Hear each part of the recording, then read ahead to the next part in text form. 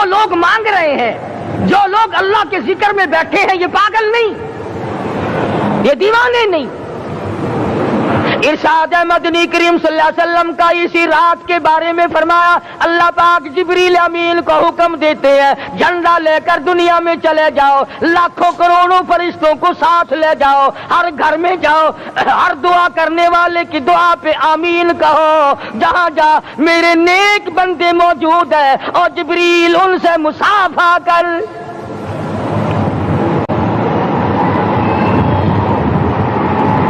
قسم کا آدمی آج بھی محروم ہے، مرد بھی عورتیں بھی کان کھول کر سن لیں، 4 قسم کے آدمی آج کی رات بھی اللہ کی رحمت سے محروم ہے، شب قدر کی برکتوں سے محروم ہے، سعادتوں سے محروم ہے، رمضان کی خوشبختیوں سے محروم ہے۔ 4 قسم کا آدمی۔ سب سے پہلا شرک کرنے والا، اللہ کی ذات میں صفات میں کسی ولی کو، کسی پیر کو، کسی فقیر کو، کسی پیغمبر کو، کسی غوث قطب اور ابدال کو جو شریک کرتا ہے، نہ اس کو شب قدر کام آتی ہے، نہ رمضان کام آتا ہے۔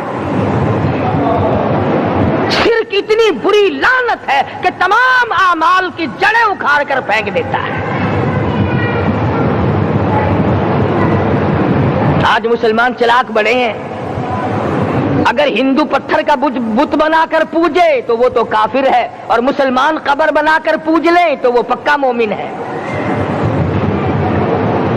الف لام میم سے لے کر والناس تک سارا قرآن پڑھو، ترجمے چھپے ہوئے ترجموں کے قرآن پڑھو۔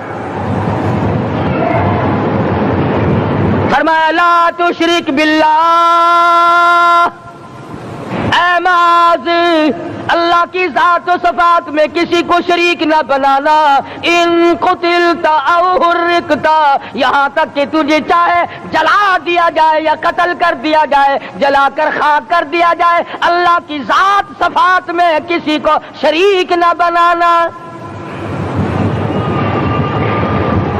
اور یہی مفہوم ہے لا الہ الا اللہ محمد الرسول اللہ صلی اللہ علیہ وسلم کا۔ فاران کی چوٹیوں پہ کھڑے ہو کر کالی کملی والے صلی اللہ علیہ وسلم نے جو سب سے پہلا خطبہ دیا، جو سب سے پہلا نرالا خطبہ دیا، وہ یہی تھا لا الہ الا اللہ، اللہ کے سوا معبود کوئی نہیں، پوجا کے قابل کوئی نہیں، نظر نیاز کے قابل کوئی نہیں، حاجت روا کوئی نہیں، مشکل کشا کوئی نہیں، تیری میری فریاد سننے والا کوئی نہیں، ایک اللہ کی ذات ہے۔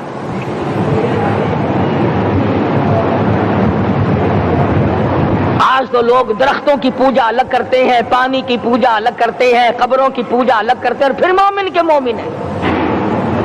تو 4 قسم کے آدمی اس رات میں بھی اللہ کی رحمت سے محروم ہے۔ سب سے پہلا شرک کرنے والا، دوسرے نمبر پہ جس کے گھر میں کتا ہو یا خنزیر ہو، شوقیہ کتا یا خنزیر پال رکھا ہو۔ تیسرے نمبر پر وہ مرد عورت جو بدکاری بدماشی کر کے بے غسلے پڑے ہوں، اس گھر میں جبریل یا کوئی رحمت کا فرشتہ آج دریائے کرم بہ رہا ہے پھر بھی نہیں جاتے۔ اور چوتھے نمبر والا جو مسئلہ ہے، اس میں ایسا معلوم ہوتا ہے کہ ہمارے کسی کے گھر میں بھی فرشتے نہیں جائیں گے۔ اب پہلے 3 نمبروں میں تو آپ خوش ہو گئے ہوں گے کہ الحمدللہ کافی سارے لوگ ہیں جو شرک نہیں کرتے یا کتا خنزیر نہیں پالتے، الحمدللہ نیک لوگ ہیں، اچھی نسل ہے، شرافت والے ہیں، بدکاری بدماشی زنا بھی نہیں کرتے۔ مگر چوتھا جرم ایسا ہے کہ وہ عام لوگ کرتے ہیں اور عام گھر محروم رہ جاتے ہیں، اور وہ ہے شوقیہ تصویر گھر میں رکھنا۔ ایک لڑکا اٹھتا ہے گھر میں، کبھی کسی کی تصویر لگا لیتا ہے، کبھی کسی کی تصویر لگا لیتا ہے۔ ایک لڑکے نے جو حرکت کی سارا گھر محروم ہو گیا اللہ کی رحمت سے۔ شب قدر والی رات میں، لیلۃ القدر کی رات میں، نجات والی رات میں، کامیابی والی رات میں، رستگاری والی رات میں، اللہ کی رحمت والی رات میں، بخشش والی رات میں، آج کی رات میں اللہ پاک کروڑوں آدمیوں کو دوزخ سے نکال کر جنت کا داخلہ عطا فرمائیں گے۔ یہ 4 قسم کے آدمی پھر بھی محروم ہیں۔ اپنے آپ کو یہ وہ رحمت والی رات ہے اور لوگوں مانگنے والی رات ہے، جھولی پھیلانے والی رات ہے، بگڑی بنوانے والی رات ہے، اجڑوں کو بسانے والی رات ہے، بچھڑوں کو ملانے والی رات ہے، اللہ کا دروازہ کھٹکھٹانے والی رات ہے، اللہ کے آسمان کی طرف سے آوازیں آتی ہیں، مانگو کیا مانگتے ہو، وہ رات ہے۔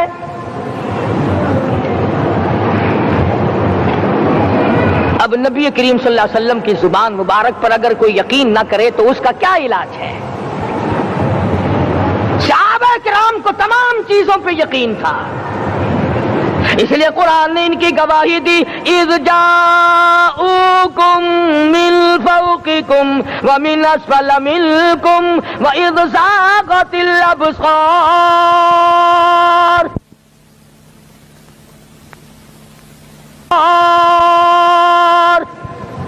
وبلغت القلوب الحناجر۔ فرمایا کہ صحابہ کے سانس گلے میں اٹک گئے تھے، پیاس اور بھوک کی وجہ سے میدان جہاد میں کھڑے تھے، پریشان حال تھے، مگر پھر بھی اتنا مضبوط ایمان تھا، کہتے تھے وما زادہم الا ایمانا و تسلیما، ہمارا نبی سچا، ہمارا خدا سچا، ہمارا قرآن سچا۔ بے شمار واقعات قرآن کریم پیش کرتا ہے صحابہ کرام نے کہ انہوں نے اپنی زندگی میں کبھی بھی اس قسم کا کام نہیں کیا جس سے اسلام بدنام ہوتا ہو۔ حضرت امیر معاویہ رضی اللہ تعالیٰ عنہ کاتب وحی قرآن کا منشی، اتنا سچا عاشق تھا، اتنا بڑا دیوانہ اور پروانہ تھا، صلح حدیبیہ والے دل جو مدنی کریم صلی اللہ علیہ وسلم کے منہ مبارک، بال مبارک ہاتھ آئے، حضور کے ناخن ہاتھ آئے، آخری وقت میں وصیت کی جب مجھے غسل دے کر فارغ ہو جاؤ، جب کفن پہنا چکو، جب میرا منہ کفن میں چھپانے لگو، میرے آقا کے ناخن اور بال میرے آنکھوں پہ رکھ دینا۔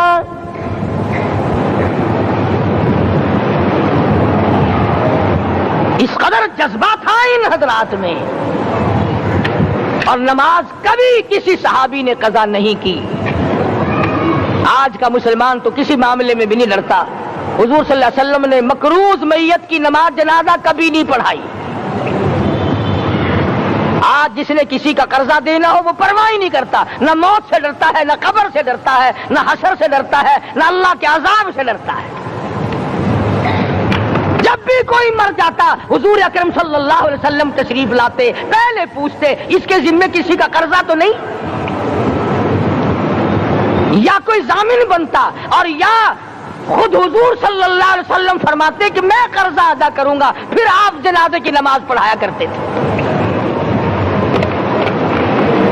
اتنے بڑے جذبے کے مالک تھے صحابہ کرام کہ انہوں نے کسی موڑ پہ بھی حضور صلی اللہ علیہ وسلم کو یوں خالی نہ چھوڑا، تنہا نہ چھوڑا، آپ کے ساتھ نہ چھوڑا، قرآن کریم کے حکموں کی کبھی بھی خلاف ورزی نہ کی۔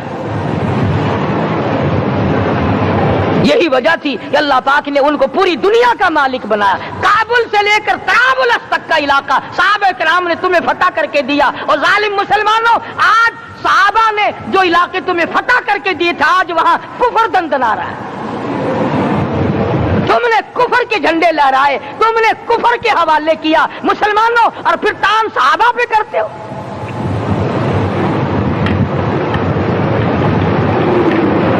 آج کی رات کے بارے میں قرآن کریم فیصلہ کرتا ہے، فرمایا لیلۃ القدر خیر من الف شہر، 1000 مہینوں سے بہتر ایک رات عطا ہو گئی۔ اللہ کے لاڈلے نبی حضرت محمد الرسول اللہ سب کا جو صلی اللہ علیہ وسلم کو رنج ہوا، میری امت کی عمریں کم ہیں، پہلی امتوں کے لوگ بازی لے جائیں گے، ان کی نیکیاں بڑھ جائیں گی۔ اللہ پاک نے فرمایا میرے محبوب غمزدہ نہ ہو، پریشان نہ ہو، میں نے تیری امت کو ایک رات ایسی دے دی جو 1000 مہینوں سے بہتر ہے۔ مگر آج کی رات میں کون سے سینما بند ہو گئے، آج کی رات میں لوگوں نے کون سا جوا کھیلنا چھوڑ دیا، آج کی رات میں کون سے لوگوں نے روزے رکھ کر عبادت میں نیت باندھ لی۔ الحمدللہ نیکی کرنے والوں کی بھی کمی نہیں، مگر بغاوت کرنے والوں کی بھی تختے زمین پہ کمی نہیں۔ خدا کہتا مانگو کیا مانگتے ہو، ہم کہتے ہیں نہیں ہمیں ضرورت ہی نہیں۔ فرمایا تنزل الملائکۃ والروح فیہا بإذن ربہم من کل امر سلام۔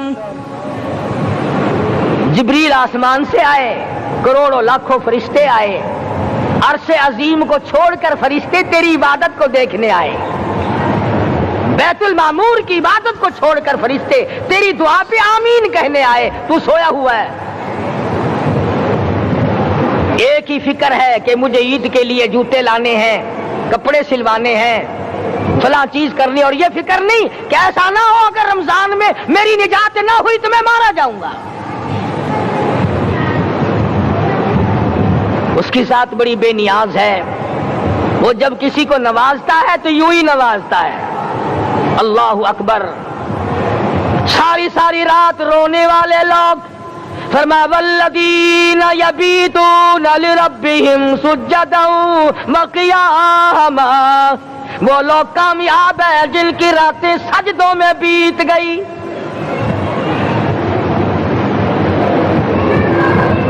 ان مسجدوں میں ہم سے قرآن نہیں پڑھا جاتا، پنکھوں کے نیچے قرآن نہیں پڑھا جاتا۔ مولانا حسین احمد مدنی اور حضرت شیخ الہند رحمت اللہ علیہ نے قاہرہ کے جیل خانے میں 18 سیر مکئی پیستے پیستے خدا کا قرآن پڑھا، چکی چلاتے چلاتے قرآن یاد کیا اور قرآن پڑھا۔ مولانا ابوالکلام آزاد نے رانچی جیل میں خدا کا قرآن پڑھا، مجدد الفسانی نے گوالیار کے جیل خانے میں خدا کا قرآن پڑھا۔ دلی کے چاروں طرف 4000 عربی مدرسے تھے، 4000 عربی مدرسے تھے۔ انگریز سے مقابلہ کیا علماء نے، اللہ والوں نے، کفر کے سامنے سر جھکایا نہیں، کفر کے سامنے ڈرے نہیں، مرعوب نہیں ہوئے، مغلوب نہیں ہوئے۔ 4000 مدرسوں میں سے دلی سے مراد آباد تک، دلی سے پانی پت تک، دلی سے لے کر غازی آباد تک، چاروں طرف کے علاقے میں کوئی درخت ایسا نہ تھا جس پہ کسی عالم دین کی لاش نہ لٹکی ہو۔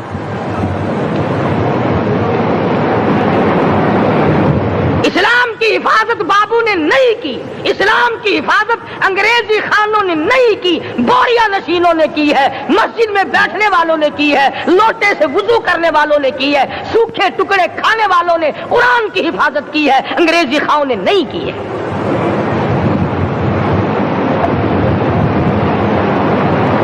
مولانا جعفر تھنیسری رحمت اللہ علیہ، مولانا حمید اللہ، مولانا یحییٰ صورت والے، 3 عالم دین کو پکڑا ہے انگریز نے۔ کالے پانی میں جاؤ، کئی میل لمبا چوڑا قبرستان جا کے وہاں دیکھو گے، اور ان کی قبروں کے پاس کھڑے ہو کے پوچھنا تم یہاں کیوں آئے تھے، خدا کی قسم سارے تمہیں جواب دیں گے ہم اپنی قوم کے ساتھ وفاداری کرتے ہوئے آئے ہیں۔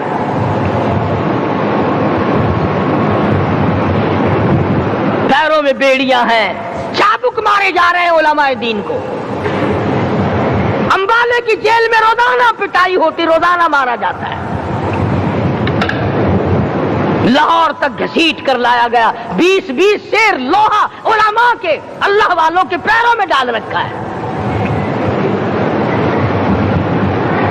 تم نے تو صرف یہی سوچا ہے نا کہ کوئی مر جائے گا تو چھولوں پہ بیٹھ کے قرآن پڑھیں گے، نہیں نہیں، اللہ والوں نے پیروں میں بیڑیاں پہن کر قرآن پڑھا، ہاتھوں میں ہتکڑیاں پہن کر قرآن پڑھا، چابک اور کوڑوں کی سائے میں قرآن پڑھا، تلوار کی نوک پہ قرآن پڑھا۔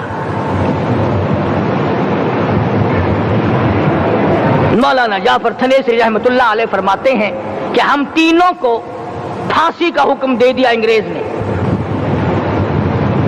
تو جو پروانہ لے کر آیا ہم بڑے خوش ہوئے، اچھلنے لگے، کودنے لگے کہ لو بھائی اللہ پاک نے شہادت کا انتظام کر دیا۔ فرمایا وَلَا تَقُولُوا لِمَن يُقْتَلُ فِي سَبِيلِ اللَّهِ أَمْوَاتٌ بَلْ أَحْيَاءٌ وَلَٰكِن لَّا تَشْعُرُونَ۔ جو میری راہ میں مارا گیا جو میرے نام پہ مارا گیا اسے تم مردہ نہ کہو، اس کی زندگی کی تم تمیز کر ہی نہیں سکتے۔ میرے نام پہ مرنے والا، میرے قرآن پہ مرنے والا، میرے دین پہ مرنے والا اور میرے نام پہ سر کٹانے والا، حدیث میں آتا ہے قیامت کا میدان ہوگا، شہیدوں کی جماعتیں آئیں گی، اللہ پاک شہداء کو فرمائیں گے جاؤ ہم نے تمہیں جنت دے دی، شہید کھڑے ہیں، آواز آئے گی جاؤ ہم نے تمہیں حوریں دے دی، شہید کھڑے ہیں، آواز آئے گی جاؤ ہم نے تمہیں سرخ یاقوت کے مکان دے دیے، شہید کھڑے ہیں، جاؤ ہم نے تمہیں سبز یاقوت کے مکان دے دیے، شہید کھڑے ہیں، جاؤ ہم نے تمہیں سونے چاندی کی اینٹوں والے مکان دے دیے، شہداء کھڑے ہیں، جاؤ ہم نے تمہیں مشک و عنبر زعفران کے گارے کے بنے ہوئے مکان دے دیے، شہید کھڑے ہیں۔ اللہ پوچھے گا مانگو کیا مانگتے ہو؟ عرض کیے گے الہی جنت نہیں چاہیے، حور نہیں چاہیے، جنت اور شہد اور دودھ کی نہریں نہیں چاہیے، تیرے نام پہ سر کٹانے میں جو مزہ آیا وہ جنت میں کہا، ایک مرتبہ اور پیدا کر دے پھر تیرے نام پر تیرا نام لوں، چھری چلے تیرے نام پہ بار بار ذبح ہونے میں جو مزہ آیا، ہم تو صرف وہی مانگتے ہیں۔ اور خود سرکار مدینہ سب کہہ دو صلی اللہ علیہ وسلم نے فرمایا کہ مجھے اللہ کی راہ میں 100 مرتبہ ذبح کیا جائے، 100 مرتبہ زندہ کیا جائے، میں پھر بھی لا الہ الا اللہ محمد الرسول اللہ کی توحید کی تبلیغ سے میں پیچھے نہیں ہٹوں گا۔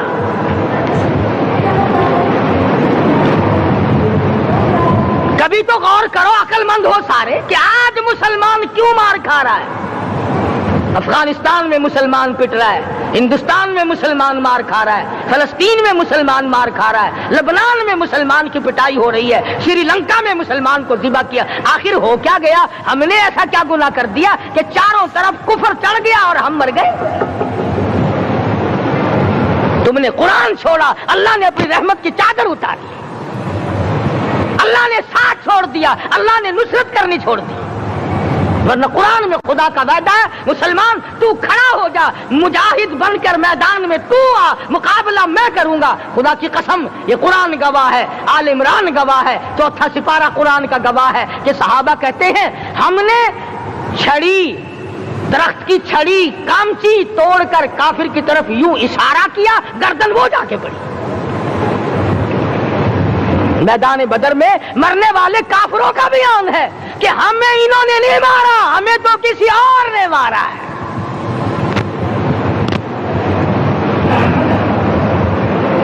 ایک دن مکہ مکرمہ میں امیہ ابن خلف اپنے گھوڑے کو پانی پلا رہا ہے۔ اللہ پاک بیت اللہ کی ہر مسلمان کو زیارت نصیب فرمائے۔ حضور صلی اللہ علیہ وسلم نے پوچھا کیا کر رہا ہے؟ کہنے لگا گھوڑے کو پانی پلا رہا ہوں، تیار کر رہا ہوں گھوڑا، نعوذ باللہ اس پہ چڑھ کر تجھے قتل کروں گا۔ کس کو کہتا ہے؟ محمد عربی صلی اللہ علیہ وسلم کو دھمکی دیتا ہے، مکے کا چودھری، مکے کا سردار، مکے کا ایک رئیس امیہ بن خلف سرکار دو جہاں حضرت محمد الرسول اللہ صلی اللہ علیہ وسلم کو دھمکی دیتا ہے میں اس گھوڑے پہ چڑھ کر تجھے قتل کروں گا۔ حضور صلی اللہ علیہ وسلم نے جواب بن ارشاد فرمایا انشاءاللہ میں ہی تجھے قتل کروں گا، میں ہی تجھے قتل کروں گا۔ بات آئی گئی ہو گئی۔ میدان بدر میں امیہ حضور کے سامنے آیا، ایک جال کے درخت کی پتلی سی چھڑی تھی، حضور صلی اللہ علیہ وسلم نے اس کے کندھے پہ مار دی، امیہ بن خلف کے کندھے پہ جال کی چھڑی مار دی پتلی سی۔ یوں لکھا کتابوں میں گدھے کی طرح رینگتا تھا، چیختا تھا، چلاتا تھا، ہائے مر گیا، ہائے مر گیا، تباہ ہو گیا، برباد ہو گیا۔ کافر کہنے لگے بے غیرتی، لوگوں کے گلے کٹے پڑے ہیں وہ تو شور نہیں کرتے، تجھے ذرا سی چھڑی لگی ہے تو شور کر رہا ہے۔ سب کی توجہ ہے میری طرف، آپ سب کا دھیان ہے، بات سمجھ میں آ رہی ہے؟ امیہ کو کافروں نے غیرت دلائی، وہ کہنے لگے شرم کر، شور مچا رہا، گدھے کی طرح رینگ رہا ہے۔ बाजू कटे पड़े हैं, गले कटे पड़े हैं, वो तो इस तरह का शोर करते नहीं, तुझे क्या हुआ? खुदा की कसम, था तो काफिर, था तो जालिम, था तो मक्के का चौधरी, मगर बात बड़ी पते की कही, बात बड़ी पते की कही। कहने लगा मुझे गैरत दिलाने वालों, किसी को बिलाल ने मारा, किसी को फारूक ने मारा, किसी को सिद्दीक ने मारा, किसी को तलहा जुबैर ने मारा, किसी को अब्दुर्रहमान इब्न औफ ने मारा, किसी को अली मुर्तजा ने मारा, तुम्हें क्या मालूम है मुझे मदीने वाली सरकार ने मारा है। और कहने लगा अगर मेरा दुख सारे मक्के पे तकसीम कर दो, जितनी तकलीफ मुझे हो रही है अगर मेरी तकलीफ को सारे अरब पे तकसीम कर दो, उमैया कहता है तुम्हारे जिगर फट जाएंगे, तुम तबाह हो जाओगे। मुझे इतनी तकलीफ हो रही है कि मुझे हुजूर के हाथ से छड़ी लगी है, मैं हुजूर का मारा हुआ हूं। काफिर को तो पता चल गया कि मुझे छड़ी किसके हाथ से लगी है। कभी हमने भी सोचा कि अगर कयामत के दिन हुजूर सल्लल्लाहु अलैहि वसल्लम ने हमें जवाब दे दिया तो हम कहां जाएंगे और हमारे लिए कौन सा रास्ता बनेगा? फरमाया तनज़्ज़लुल मलाइकतु वर्रूह, आसमान से फरिश्ते उतरते हैं इसी रात में तुम्हारी दुआओं पे आमीन कहने के लिए, तुम्हारे आंसुओं को देखने के लिए। हदीस में आता है जहन्नुम के अंगारों को समंदर का पानी नहीं बुझा सकता, दरिया का पानी नहीं बुझा सकता, नदी नालों का पानी नहीं बुझा सकता, आंखों का पानी बुझा सकता है। जहन्नुम के अंगारों को आंखों का पानी बुझा सकता है, जो खुदा के खौफ से आंसू निकलेगा उससे जहन्नुम की आग बुझ जाती है। फरमाया इस रात में उतरते हैं फरिश्ते तुम्हारी इबादत को देखने के लिए, और खुद अल्लाह जल्ले शानहू आसमान दुनिया पर नुज़ूल इजलाल फरमाते हैं और आवाज लगाते हैं मेरे बंदो अपनी मुसीबतों का सवाल करो, मैं आज पूरा करूंगा। तो दीन जिनकी समझ में आया, मैं उनकी बात कर रहा था। मौलाना जाफर तनेसरी रहमतुल्लाह अलैह और ये तीनों बुजुर्ग खुश हो गए, अल्लाह पाक ने शहादत का इंतजाम कर दिया।